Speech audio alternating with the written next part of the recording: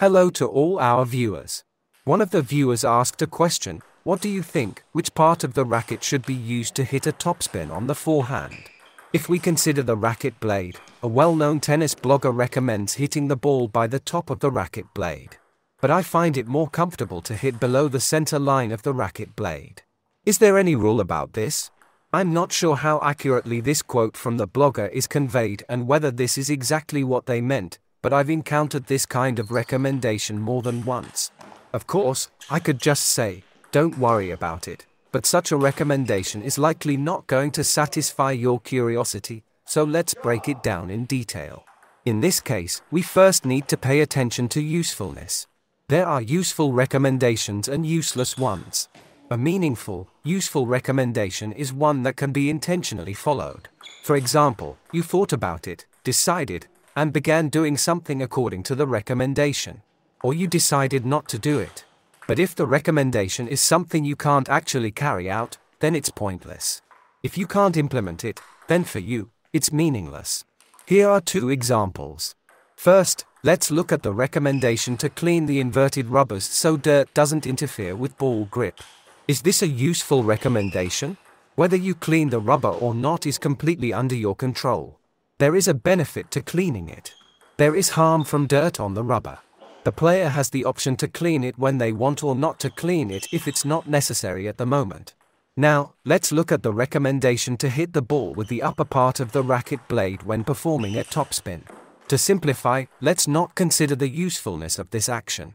Let's move straight to the question of feasibility. Does the player have the ability to choose which part of the racket blade to hit the ball with? There is no such ability. The fact that different players hit the ball with different areas of the racket when executing a topspin is true.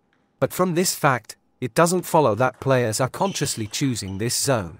Yes, there are a number of factors that influence which exact part of the racket will meet the ball, but none of these factors are controlled or chosen by the player at the moment of hitting the ball. The player cannot decide, I will hit the ball with the upper part of the racket on this topspin, or the lower part, or any other part. The factors that determine which part of the racket contacts the ball are indirect.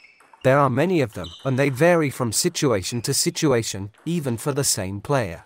The topspin might be executed from a perfectly comfortable position or from one where the player has to reach for the ball. Or it might be an inconvenient high ball, and so on. Additionally, there are stable anatomical and biomechanical characteristics that cause the player to tend to meet the ball with one or another part of the racket. All these factors are acting and influencing, but none of them are dependent on the player's will at the moment of hitting. The players don't choose. They just act within those conditions. So, since the player can't choose which part of the racket blade to hit the ball with when executing a topspin, is there any point in the recommendation to hit with a specific part? What changes if this recommendation is present or absent? How you're hitting now is how you'll continue hitting. Something might change if you completely change your technique, such that different parts of your body start working differently and the structure of your movement as a whole changes. By the way, while I'm revealing these secrets of table tennis, please click like and subscribe with all your might and right now. I'm not saying what would be better or worse for you, and I'm not giving recommendations, because in this situation, it's impossible, as the situation is considered abstractly. I'm just saying that if your overall movement structure changes seriously, this might result in a change in the tendency of which zone contacts the ball. So, don't worry about it. You don't influence it at the moment of the shot. You don't choose that zone. Work with what you can directly change: the topspin technique, direction, tactics. Change it in the direction you need. And don't distract yourself with concerns about recommendations that are inherently impossible to carry out.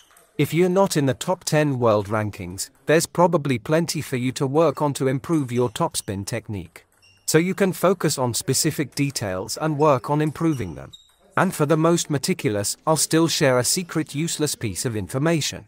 If you're executing a topspin with the upper part of the racket, you have more opportunities to generate spin. Especially if your racket blade is flexible. With the upper part, you can add more spin to the ball. Yes, this can make a benefit in the game. But how are you going to implement it during very fast movements in a rally, especially in the rhythm of attack and counter-attack? Yes, Maybe Ma Long could see, understand, and implement all of this in half a second in a tournament match. But your coffee will definitely not taste better because of it, and your topspin won't improve. You are not Ma Long. By the way, along with the additional opportunity to increase spin with the upper part of the racket blade, control is worsened. So, you need better technique for such a hit. But still it is unclear how to consciously implement this if you mostly hit with the racket center or a bit lower. But if, by chance, you're worried about a more useful question, like which rubber you should choose to improve your tennis, feel free to contact our store. We'll help you figure it out quickly, without the need for a lot of searching, reading, and comparing different rubbers and rackets.